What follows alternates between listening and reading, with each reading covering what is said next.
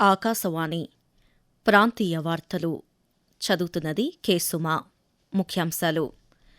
ఆంధ్రప్రదేశ్ ముఖ్యమంత్రి నారా చంద్రబాబు నాయుడు అధ్యక్షతన రాష్ట్ర మంత్రివర్గం ఈరోజు సమావేశం కానుంది. అమెరికా వెళ్లే తెలంగాణ విద్యార్థులకు వీసాల సంఖ్య పెంచాలని ముఖ్యమంత్రి రేవంత్ రెడ్డి అమెరికా రాయబారి సెర్జియో గోర్ను కోరారు. స్వయం సహాయక సంఘాల మహిళలు తయారు చేసిన ఉత్పత్తులకు మార్కెటింగ్ అవకాశాలు కల్పిస్తున్నామని ఆంధ్రప్రదేశ్ మంత్రి కొండపల్లి శ్రీనివాస్ తెలిపారు. రహదారుల అభివృద్ది పనులను వేగవంతం చేయాలని ఆంధ్రప్రదేశ్ రోడ్లు భవనాల శాఖ మంత్రి బీసీ జనార్దన్ రెడ్డి అధికారులను ఆదేశించారు. వార్తల వివరాలు. ఆంధ్రప్రదేశ్ ముఖ్యమంత్రి నారా చంద్రబాబు నాయుడు అధ్యక్షతన రాష్ట్ర మంత్రివర్గ సమావేశం ఈరోజు జరగనుంది. అమరావతిలోని రాష్ట్ర సచివాలయంలో జరిగే ఈ సమావేశంలో రాష్ట్ర శాసనసభ వర్షాకాల సమావేశాల నిర్వహణ, సమావేశాల తేదీల ఖరారుపై చర్చించే అవకాశం ఉందని అధికారులు తెలిపారు. అలాగే రాజధాని అమరావతి అభివృద్ది పనుల పురోగతి, రాజధాని ప్రాంత అభివృద్ది ప్రాధికార సంస్థ సిఆర్డీఏకు సంబంధించిన నిర్ణయాలు, వివిధ అభివృద్ది ప్రాజెక్టులపై మంత్రివర్గం సమీక్ష నిర్వహించి పలు నిర్ణయాలు తీసుకునే అవకాశముందని తెలిపారు. ఉన్నత విద్య కోసం అమెరికా వెళ్లే తెలంగాణ విద్యార్థులకు వీసాల సంఖ్య పెంచాలని ముఖ్యమంత్రి రేవంత్ రెడ్డి భారత్లోని అమెరికా రాయబారి సెర్జియో గోర్ను కోరారు. ఢిల్లీ పర్యటనలో భాగంగా అమెరికా రాయబారితో ముఖ్యమంత్రి నిన్న సమావేశమయ్యారు. తెలంగాణ విద్యార్థులకు వీసా ఇంటర్వ్యూ స్లాట్లను పెంచడం, దరఖాస్తుల పరిశీలనను వేగవంతం చేయడం, H1B visa processing, renewal, visa stamping ప్రక్రియను సరళతరం చేయాలని విజ్ఞప్తి చేశారు. తెలంగాణలో ఐటీ, కృత్రిమ మేధ, లైఫ్ సైన్సెస్, ఫార్మా, పరిశోధన రంగాల్లో అమెరికా సంస్థలకు విస్తృత పెట్టుబడి అవకాశాలున్నాయని తెలిపారు. ఆంధ్రప్రదేశ్లో అగ్రిగోల్డ్ కేసుల పురోగతిపై మంత్రివర్గ ఉపసంఘం నిన్న సమీక్ష నిర్వహించింది. హోంశాఖ మంత్రి వంగలపూడి అనిత అధ్యక్షతన జరిగిన సమావేశంలో మంత్రులు కొలుసు పార్థసారథి, నాదెండ్ల మనోహర్, అనగాని సత్యప్రసాద్, పయ్యావుల కేశవ్ పాల్గొన్నారు. ఈ సందర్భంగా అగ్రిగోల్డ్ డిపాజిటర్ల సమస్యలు, కేసుల పురోగతిపై చర్చించిన ఉపసంఘం డిపాజిటర్ల ప్రయోజనాలపై చర్చించారు. అనంతరం మంత్రి నాదెండ్ల మనోహర్ పాత్రికేయులతో మాట్లాడుతూ, ఏదైతే ఇమూవబుల్ ప్రాపర్టీస్ కింద మేము ఐడెంటిఫై చేశామో అందులో 20,450 ఎకరాలు ఆంధ్రప్రదేశ్ లో ఉంది. ఈ 20,450 ఎకరాల్లో 14,304 ఎకరాలు, అందులో 6,330 ఎకరాలు ఫిట్ ఫర్ ఆక్షన్ గా మేము గుర్తించాం. త్వరగా ఈ ఆక్షన్ ప్రాసెస్ మొదలు పెట్టమని సిఐడి డిపార్ట్మెంట్ ని కోరడం జరిగింది. ఇంటర్ స్టేట్ ఇష్యూస్ కొన్నది మిగిలి ఉన్నాయో వాటికి కూడా పరిష్కారం జరిగే విధంగా ఒక జ్యుడిషియల్ ఆఫీసర్ ని డెడికేటెడ్ గా అపాయింట్ చేస్తే దాన్ని ముందు తీసుకెళ్లే విధంగా మా ప్రయత్నం మేము చేస్తాం. ఆంధ్రప్రదేశ్లోని పిఠాపురం నియోజకవర్గంలో రహదారుల అభివృద్దికి ప్రాధాన్యమిస్తున్నామని ఉప ముఖ్యమంత్రి కె పవన్ కళ్యాణ్ తెలిపారు. పిఠాపురం నియోజకవర్గంలో రహదారుల అభివృద్ది పనులపై సంబంధిత అధికారులతో ఉప ముఖ్యమంత్రి నిన్న సమీక్ష నిర్వహించారు. ఈ సందర్భంగా పవన్ కళ్యాణ్ మాట్లాడుతూ, నాణ్యత ప్రమాణాలతో అన్ని రోడ్ల నిర్మాణ పనులను నిర్ణీత గడువులోగా పూర్తి చేయాలని అధికారులను ఆదేశించారు.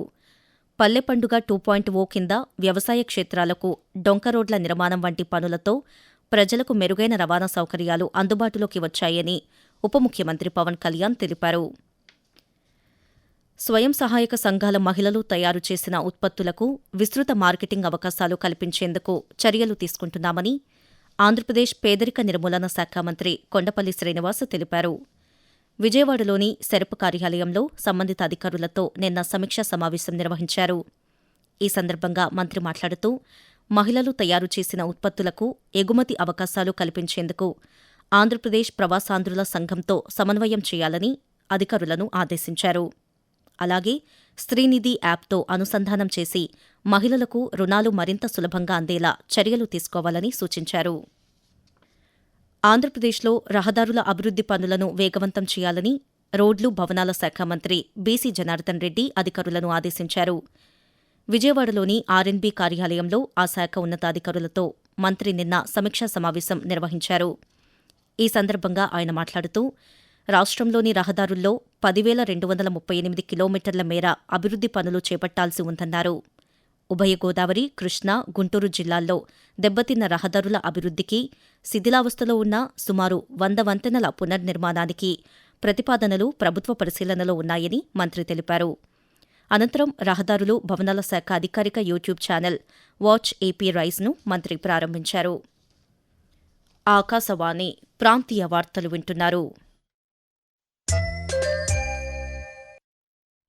ఆంధ్రప్రదేశ్లోని ప్రకాశం జిల్లా అద్దంకిలో పునరుత్పాదక ఇంధన తయారీ జోన్ ఏర్పాటుకు ప్రభుత్వం కృషి చేస్తోందని విద్యుత్ శాఖ మంత్రి గొట్టిపాటి రవికుమార్ తెలిపారు. అద్దంకిలో మంత్రి నిన్న పాత్రికేయులతో మాట్లాడుతూ ఈ ప్రాజెక్టు ద్వారా అద్దంకి రాష్ట్రంలోనే కీలక పారిశ్రామిక కేంద్రంగా రూపుదిద్దుకోనుందని చెప్పారు. ఇప్పటికే పలువురు పెట్టుబడిదారులు, కంపెనీలు ఆసక్తి చూపుతున్నాయని చెప్పారు. ప్రాజెక్టు పూర్తయితే స్థానిక యువతకు పెద్ద ఎత్తున ప్రత్యక్ష, పరోక్ష ఉపాధి అవకాశాలు లభిస్తాయని మంత్రి వెల్లడిస్తూ దాదాపు 1000 ఎకరాల్లో సెజ్ అనమాట. అంటే రెన్యూబుల్ ఎనర్జీ మ్యానుఫాక్చరింగ్ జోన్ అనేది సెజ్. దాని సెజ్ తయారు చేసి ల్యాండ్ అక్విజిషన్ చేసి ఇండస్ట్రీస్ బయట నుంచి వచ్చి ఇక్కడ ఇండస్ట్రీస్ పెట్టుకుంటే ఈ చుట్టుపక్కల గ్రామ ప్రజలకి, పిల్లలకి, యూత్ కి ఉపయోగం ఉంటుంది అనే దానికోసం పెట్టాము. తొందరలో రామాయపట్నం పోర్టు వస్తుంది, వీటన్నిటి కోసం పెట్టాము. కొంతమంది రైతులు బిల్లింగ్ ఇచ్చారు. ఎప్పుడైతే రైతులు ముందుకు వచ్చి ఇస్తున్నారో దీన్ని బలవంతంగా కాకుండా రైతులు ఒప్పించి ఒకరి తర్వాత ఒకరిని ఒప్పించి తీసుకుంటా ఉన్నాం అనమాట.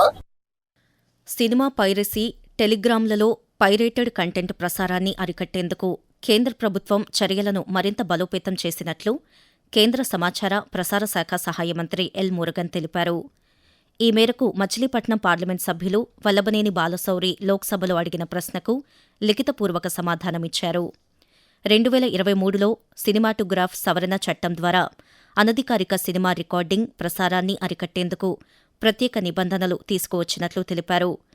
ఫిర్యాదులు అందిన వెంటనే పైరసీ కంటెంటును తొలగించే ప్రత్యేక వ్యవస్థను ఏర్పాటు చేశామని, ఇప్పటివరకు 7,393 పైరేటెడ్ లింకులను తొలగించామని కేంద్ర మంత్రి వెల్లడించారు.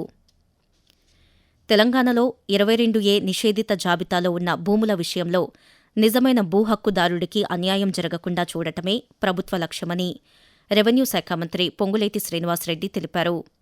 హైదరాబాదులోని రాష్ట్ర సచివాలయంలో 22A నిషేధిత భూములకు సంబంధించిన ఫిర్యాదులు, హైకోర్టు ఆదేశాలు, ప్రభుత్వ విధానాలపై మంత్రి నిన్న ఉన్నతస్థాయి సమీక్ష సమావేశం నిర్వహించారు. ఈ సందర్భంగా ఆయన మాట్లాడుతూ అర్హులైన వారి హక్కులను పరిరక్షించడంతో పాటు ప్రభుత్వ భూములను కాపాడటమే ప్రభుత్వ ప్రధాన ఉద్దేశమని స్పష్టం చేశారు. చేనేత వస్త్రాల వినియోగాన్ని పెంపొందించడం, యువతలో చేనేతపై అవగాహన కల్పించడమే లక్ష్యమని కేంద్ర ప్రభుత్వ weavers service centre Vijayawada deputy director Anas Shabi తెలిపారు. అమరావతిలోని నేషనల్ ఇన్స్టిట్యూట్ ఆఫ్ డిజైన్ ఆధ్వర్యంలో జాతీయ చేనేత దినోత్సవ వారోత్సవాల సందర్భంగా నిర్వహించిన కార్యక్రమంలో ఆయన నిన్న పాల్గొని మాట్లాడారు. భారతీయ చేనేత రంగంలోని సౌందర్యం, నైపుణ్యం, సృజనాత్మకత, సుస్థిరతను ప్రతిబింబించేలా యువత ముందుకు రావాలని ఆయన పిలుపునిచ్చారు. వాతావరణం. దక్షిణ అంతర్గత కర్ణాటకపై కొనసాగుతున్న ఉపరితల ఆవర్తనం ప్రభావంతో పాటు ఆంధ్రప్రదేశ్, యానాం ప్రాంతాల్లో దిగువ ట్రోపో ఆవరణంలో నైరుతి, పశ్చిమ దిశల నుంచి గాలులు వీస్తున్నాయని అమరావతి వాతావరణ కేంద్రం తెలిపింది.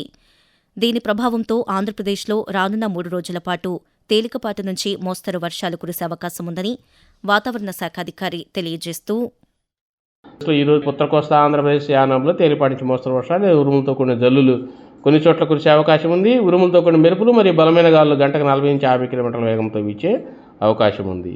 ఇక దక్షిణ కోస్తా ఆంధ్రప్రదేశ్లో ఈరోజు తేలిపాటి నుంచి మోస్తరు వర్షాలు లేదా ఉరుములతో కూడిన జల్లులు కొన్ని చోట్ల కురిసే అవకాశం ఉంది. రాయలసీమలో ఈరోజు తేలిపాటి నుంచి మోస్తరు వర్షాలు 1 లేదా 2 చోట్ల కురిసే అవకాశం ఉంది. అలాగే తెలంగాణలో రానున్న 5 రోజులు తేలికపాటి నుంచి మోస్తరు వర్షాలు కురిసే అవకాశముందని హైదరాబాద్ వాతావరణ కేంద్రం తెలిపింది. ప్రాంతీయ వార్తలు ముగించే ముందు ముఖ్యాంశాలు మరోసారి. ఆంధ్రప్రదేశ్ ముఖ్యమంత్రి నారా చంద్రబాబు నాయుడు అధ్యక్షతన రాష్ట్ర మంత్రివర్గం ఈ రోజు సమావేశం కానుంది. అమెరికా వెళ్లే తెలంగాణ విద్యార్థులకు వీసాల సంఖ్య పెంచాలని ముఖ్యమంత్రి ఏ. రేవంత్ రెడ్డి అమెరికా రాయబారి సెర్జియో గోర్ను కోరారు.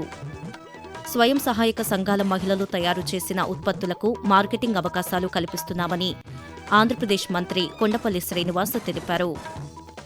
రహదారుల అభివృద్ది పనులను వేగవంతం చేయాలని ఆంధ్రప్రదేశ్ రోడ్లు, భవనాల శాఖ మంత్రి బీసీ జనార్దన్ రెడ్డి అధికారులను ఆదేశించారు. ఆకాశవాణి ప్రాంతీయ వార్తలు ఇంతటితో సమాప్తం.